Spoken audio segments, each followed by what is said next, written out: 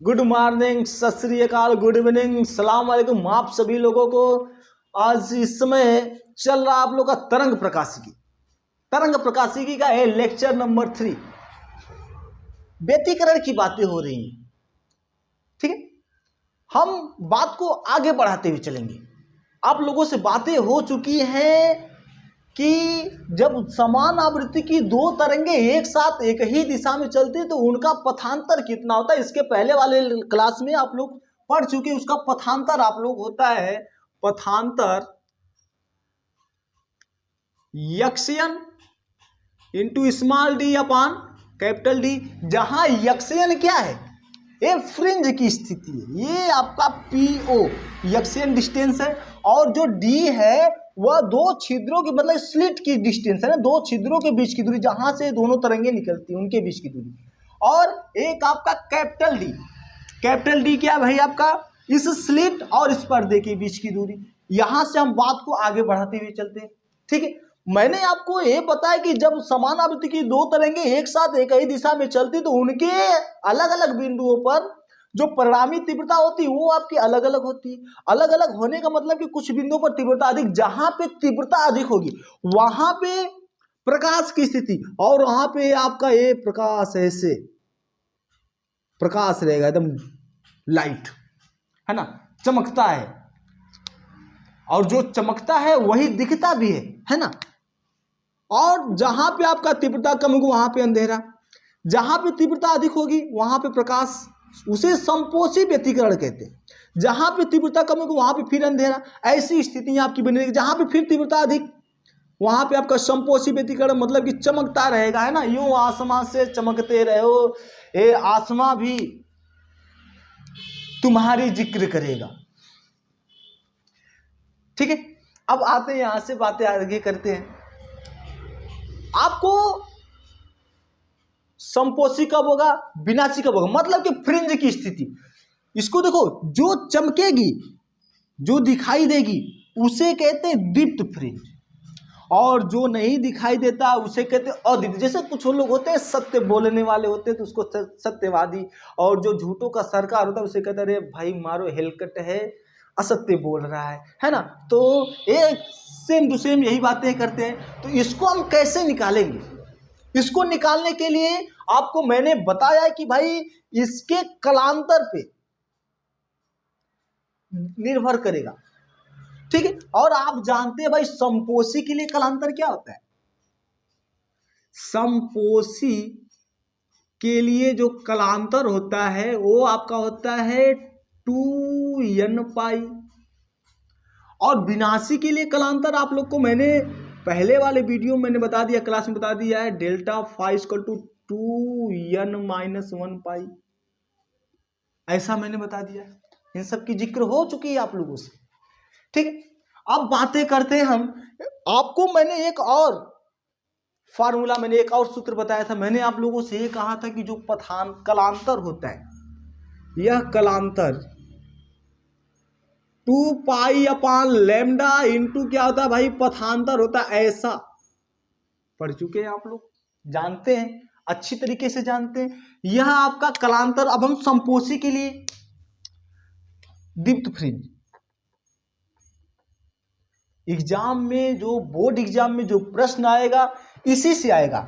मतलब कि आज की क्लास आपके लिए बहुत ही महत्वपूर्ण है। आज की क्लास आपके लिए बहुत ही महत्वपूर्ण है, क्योंकि जितने भी न्यूमेरिकल्स आएंगे सब इसी पे आएंगे। इस वेब ऑप्टिक्स के जो न्यूमेरिकल्स आएंगे इसी पे आएंगे, और इससे हटके कुछ नहीं आएगा। तो दीप्त फ्रिंज के लिए, दीप्त फ्रिंज का मतलब आपका वो समपोषी। समपोषी के लिए जब हम कलांतर लगाएंगे, ये आपका फार्मूला है। समपोषी के लिए कलांतर लगाएंगे तो आपका यक्सियन की स्थिति क्या आएगी उसकी जिक्र हो रही है। समपोषी के लिए कलांतर ये आपका होता है 2n पाई, है ना। तो 2n pi is equal to 2 pi upon lambda, और पथांतर यहां से ये पथांतर है। पथांतर क्या भाई, आपका यक्सियन into small d upon capital D, एकदम जो कट रहा है उसे काट दे रहे हैं, है ना। ए वाला कट रहा है, 2 2 से कट रहा है, पाई पाई से कट रहा है, हो गया। ए वाला इधर जाएगा और ए वाला भी इधर जाएगा। तो जब ए वाला इधर जाएगा तो आपका हो जाएगा n लैम्डा, ए वाला भी इधर जाएगा, अपान कैपिटल डी, ए वाला इधर आएगा, upon small d equal to x n. या दूसरे शब्दों में हम कह सकते हैं x n is equal to n lambda capital D upon small d. ए तो आपका आ गया दीप्त फ्रिंज की स्थिति। ए आपकी दीप्त फ्रिंज की स्थिति जहां n क्या है भाई, n नंबरिंग है, 1 2 3 4, मैं कुछ नहीं छोड़ रहा हूं, मैं आपको कुछ नहीं छोड़ रहा हूं ताकि आपको दुविधा में रहो कि नहीं सर पढ़ा रहे हैं बताए नहीं। लैम्डा आपकी क्या है, तरंग दैर्घ्य, कैपिटल डी फ्रिंजों के बीच की दूरी, और ये जो स्मॉल डी है यह स्मॉल डी क्या है, इन छिद्रों के बीच की दूरी या स्लिट की चौड़ाई कह सकते हैं। ठीक है, ये तो भाई दीप्त फ्रिंज की स्थिति आ गई, इसको नोट कर लेते हैं। ठीक, इसको एक जगह पे ऐसे नोट करके रख लेते हैं। ये तो भाई संपोषी के काम खत्म, इसको नोट कर लेते हैं। X n equal to n into lambda upon capital D by small d. संपोषी की स्थिति आ गई, दीप्त फ्रिंज की स्थिति मतलब कि प्रकाश रहेगा, जहां पे प्रकाश रहेगा वहां पे आपका फ्रिंज ऐसी रहेगी। ठीक है, अब विनाशी की स्थिति की बात कर लेते हैं।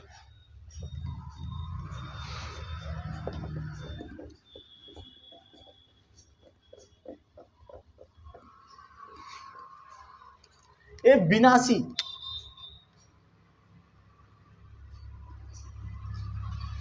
और इसको हम बोलते हैं अदीप्त फ्रिंज। अदीप्त फ्रिंज की स्थिति आ जाएगी। कलांतर हम किसका लगाएंगे, अब कलांतर लगाएंगे विनाशी का। तो ये आपका कलांतर का मान कितना, 2n-1 pi equal to 2 pi upon lambda ए वाला इंटू पथांतर, पथांतर यही रहेगा x n into small d upon capital D. काटा पीटा शुरू करते। कट रहा है, क्या कट रहा है भैया आपका, ए वाला इससे कटा, कैंसल। अब कुछ नहीं कट रहा है ना, जब कुछ नहीं कट रहा है तो यहाँ पे क्या हो जाएगा, कैलकुलेशन करेंगे। कैलकुलेशन करेंगे तो आपको मिल जाएगा, देखो ए वाला इधर आएगा डिवाइड हो जाएगा, ए वाला इस साइड आएगा मल्टीप्लाई होगा, ए वाला भी जाएगा मल्टीप्लाई हो जाएगा, तो आपको मिलेगा x n equal to 2n-1 into lambda into D upon small d. ए आ गई अदीप्त फ्रिंज की स्थिति। सोचो सोचो ऐसा कैसे आया, सोचो कुछ क्षण के लिए आया समझ में, सोच लिया आपने। ए वाला इधर गया ऐसे, ए वाला इधर गया ऐसे, ए वाला इधर गया ऐसे, ये सोचा। ये पूछेगा आपसे एग्जाम, या आपसे ये दे देगा भाई आप दीप्त फ्रिंज की चौड़ाई ज्ञात कीजिए या दीप्त फ्रिंज की स्थिति ज्ञात कीजिए, या चौड़ाई नहीं पूछेगा, दीप्त फ्रिंज की स्थिति ज्ञात कीजिए। ए वाला दे देगा, ए दे देगा, ए दे देगा, और आपको ए दे देगा 5वें 6वें 7वें 8वें। n का मतलब क्या है, पहली दूसरी तीसरी, और पहली दूसरी तीसरी होती कहां से, यहां से होती। ये आपका देखो सेंट्रल है ना, यहां से। यदि n बराबर 1 दिए तो पहली स्थिति, n बराबर 2 दिए तो दूसरी स्थिति, n बराबर 3 दिए तीसरी स्थिति, ऐसी ए फ्रिंज। ठीक है, अब ये तो हो गया, मक्खन एकदम हो गया, एकदम पोस्टमार्टम मैंने कर दिया। व्यतिकरण को मैंने एकदम हिला के रख देना आपको, एग्जाम में अगर आ जाए तो एकदम इसे ताबड़तोड़ एकदम। और एक कतई जहर प्रश्न भी है सबसे, अगर एग्जाम की दृष्टि से देखा जाए तो व्यतिकरण महत्वपूर्ण है। उस श्रेणी में आता है आपका ये। अब आपसे एग्जाम में ये पूछेगा कि भाई फ्रिंज की चौड़ाई के बारे में अगर आपसे पूछ दे, तो फ्रिंज की चौड़ाई के बारे में अगर आपसे पूछ दे भाई दीप्त फ्रिंज की चौड़ाई क्या, पांचवी दीप्त फ्रिंज की चौड़ाई क्या होगी, तो पांचवी दीप्त फ्रिंज की चौड़ाई कैसे ज्ञात करेंगे। देखो समझो, यहां से थोड़ा सा समझने की बात है। जैसे ये आपका क्या है, मान लेते हैं यहां पे ऐसे होगी, यहां पे प्रकाश होगा, प्रकाश, फिर आपका अंधेरा, ऐसे डार्क, ठीक, फिर आपका क्या होगा, प्रकाश होगा ऐसे, फिर आपका क्या होगा भाई, अंधेरा होगा,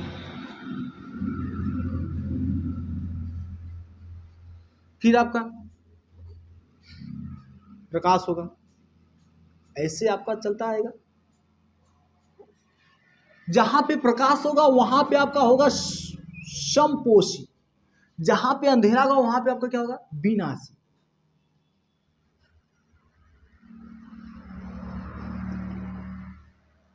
ये आपका ऐसा ऐसे कर ले, समझ गए, मैं समझ रहा हूं आप लोग। जहां पे आपका प्रकाश होगा वहां पे आपका होगा समपोषी। अगर आपसे पूछे फ्रिंजों की चौड़ाई, तो फ्रिंजों की चौड़ाइयां निकालना है आपको, ठीक है। मान लेते हैं अगर आपसे कहते कि भाई आप तीसरी दीप्त फ्रिंज की चौड़ाई ज्ञात कीजिए, तीसरी दीप्त फ्रिंज की चौड़ाई ज्ञात कीजिए, तो तीसरी दीप्त फ्रिंज की चौड़ाई देखो, पहली, दूसरी, नहीं दिख रहा है, ऐसे यहां से ये ओ है, यहां से आप लेंगे सेंट्रल फ्रिंज, यही है आपकी केंद्रीय फ्रिंज, ओ से पहली फ्रिंज, दूसरी दीप्त फ्रिंज, तीसरी दीप्त फ्रिंज। तीसरी दीप्त फ्रिंज पड़ कहाँ रही है, यहां भी पड़ रही है ना, यहां पर। ये दीप्त फ्रिंज किसके किसके बीच में, ये दीप्त फ्रिंज दो अदीप्त फ्रिंजों के बीच में। दो अदीप्त फ्रिंजों का मतलब कि यह पहली अदीप्त फ्रिंज, दूसरी अदीप्त फ्रिंज, तीसरी अदीप्त फ्रिंज और चौथी अदीप्त फ्रिंज। यदि मैं यहां से, देखो समझना थोड़ा सा, यदि यहां से इतनी दूरी में से मैं इतनी दूरी घटा दूं, इतनी दूरी में से, इतनी दूरी में से मैं क्या करूं भाई, इतनी दूरी को घटा दूं ऐसे, इतना में से मैं इतने को घटा दूं, तो ये इतना बचेगा, इतना बचेगा। यह बचा किसका बचा है, सिर्फ इसी का बचा है, इसी का, और इसी का बचा। यह क्या है, आपकी चौड़ाई है। किसकी चौड़ाई है, यह आपकी है तीसरी दीप्त फ्रिंज की चौड़ाई। यदि दो क्रमागत अदीप्त फ्रिंजों को मैं घटा दूं, तो हमें दीप्त फ्रिंज की चौड़ाई मिल जाएगी। अगर छठवीं के, जैसे मान लो दूसरी का जिक्र किया, तो हम तीसरी में से दूसरी दीप्त फ्रिंज का जिक्र किया, तो तीसरी दीप्त फ्रिंज में से मैं तीसरी अदीप्त फ्रिंज में से दूसरी अदीप्त फ्रिंज को मैं घटा दूं, तो दूसरी दीप्त फ्रिंज आ जाएगी, ऐसे आ जाएगी, ठीक। और अगर आपसे अदीप्त फ्रिंज की चौड़ाई ज्ञात कर पूछे, तो आप दो क्रमागत दीप्त फ्रिंजों की चौड़ाइयों में से घटा देना, आ जाएगा आपका। चलिए तो लिख लेते हैं भाई, फ्रिंजों की चौड़ाइयां,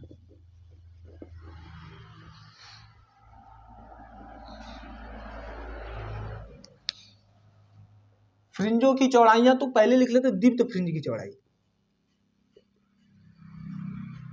दीप्त फ्रिंज की चौड़ाई, दीप्त फ्रिंज की चौड़ाई कैसे ज्ञात करें, दो क्रमागत अदीप्त फ्रिंजों को घटा देंगे, दीप्त फ्रिंज की चौड़ाई आ जाएगी।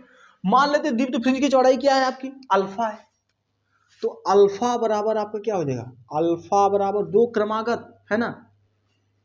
मान लेते हैं कि आप एक ले रहे हैं कि n1 ले रहे हैं 6, और n2 क्या ले रहे हैं आप, n1 आप 6 ले रहे हैं, n2 आप ले रहे हैं 7, ठीक। तो अल्फा बराबर क्या हो जाएगा, ए आपका n2 में से n1 को घटा देना है, n2 में से n1 को घटा देना है, तो आपका हो जाएगा। और दीप्त फ्रिंज की कहे तो अदीप्त में से घटा देना, ये अदीप्त की स्थिति है। ये आपका हो जाएगा 2 into n2 7 -1 into lambda into D upon small d minus, अब आपने एक बार तो 7 ले लिया, अब n1 में क्या लेंगे 6 लेंगे, तो ये आपका हो जाएगा 2 into 6 -1 into lambda into D upon small d. ए आपका क्या हो जाएगा भाई, ए आपका हो जाएगा alpha is equal to 2 7 14 14 minus 1 13 lambda D upon small d minus 2 छक्का 12 है ना, 2 छक्का 12 में से 1 गया 11 lambda D upon small D, इसमें से ये घटाएंगे अल्फा बराबर, तो आपको आ जाएगा भाई 2 लैम्डा डी। कहीं पे मिस हो रहा है,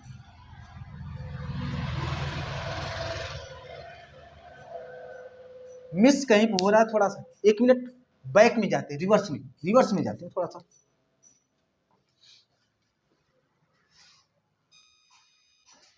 रिवर्स में आते हैं। अदीप्त फ्रिंज की स्थिति क्या थी, रिवर्स में एक कलांतर, अदीप्त के लिए कलांतर मतलब आपका ये हो जाएगा, यहां से आते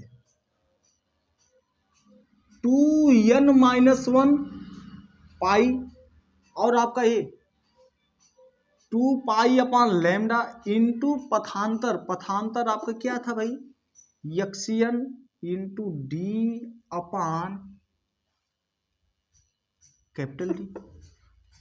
तो इसमें थोड़ा सा है ना, ए वाला तो इससे कैंसिल हुआ था, तो आपको यक्सियन बराबर क्या मिलेगा, यक्सियन बराबर आपको मिल जाएगा 2n-1 लैम्डा इंटू डी अपान डी, और ये 2 तो था ना, 2 बचा था, तो जब 2 बचा था तो यहाँ पे आपका 2 हो जाएगा, फार्मूला में थोड़ा सा मिस्टेक हो गया ना, क्लियर कर लीजिएगा आप लोग। आप कहेंगे अरे भाई थोड़ा सा मिस हो गया है ना, मिस हो गया थोड़ा सा, उसको देखिएगा, ठीक है, थोड़ा सा मिस हो गया, ये आपका 2d हो जाएगा। और ये आपका 2a ऊपर वाला कैपिटल डी है, ये वाला इससे कटा, अल्फा बराबर क्या मिल गया भाई आपको, अल्फा बराबर आपको मिल गया लैम्डा डी अपान ए मिल गया आपको। ये तो भाई दीप्त फ्रिंज की चौड़ाई थी, दीप्त फ्रिंज की चौड़ाई थी, दीप्त फ्रिंज की चौड़ाई आपकी क्या हो जाएगी lambda D capital D upon small D alpha, ठीक है। अब हम बात करते हैं अदीप्त फ्रिंज की चौड़ाई की। तो अदीप्त फ्रिंज की चौड़ाई यदि आपको ज्ञात करना है तो 2 क्रमागत दीप्त फ्रिंज की चौड़ाइयों का अंतर ज्ञात कर लीजिए। अदीप्त फ्रिंज की चौड़ाई किसी की भी चौड़ाई ज्ञात कर लो ना, किसी भी की ज्ञात करना है, 6वीं का ज्ञात करना, 5वीं ज्ञात करना, किसकी भी, सबकी चौड़ाई आपकी समान आएंगी। आते हैं इस पे अदीप्त फ्रिंज की चौड़ाई, ऐसे लिखते हैं, थोड़ा सा फास्ट कर रहे, लॉन्ग वीडियो चला जा रहा है भाई, लॉन्ग चला जा रहा है ना। मान लेते हैं कि अदीप्त फ्रिंज की चौड़ाई क्या है आपकी बीटा है, मान लेते हैं,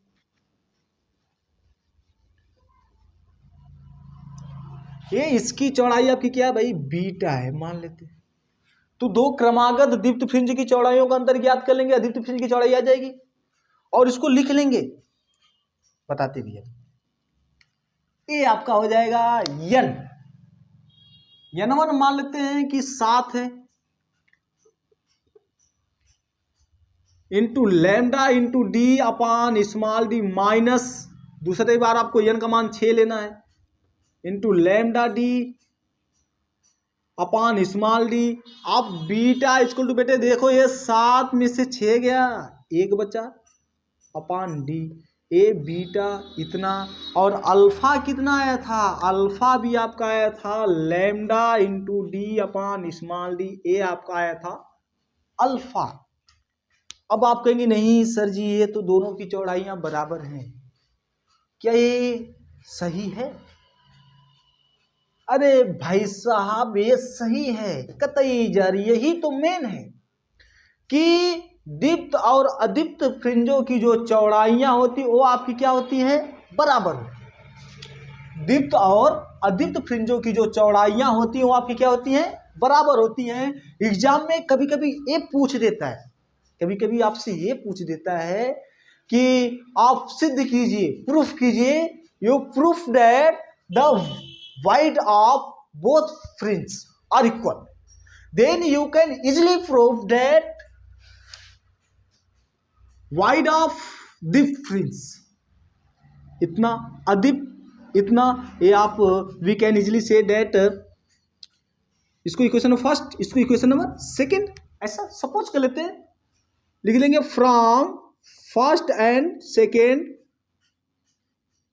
we can easily say that wide of both fringe are equal, that simple. और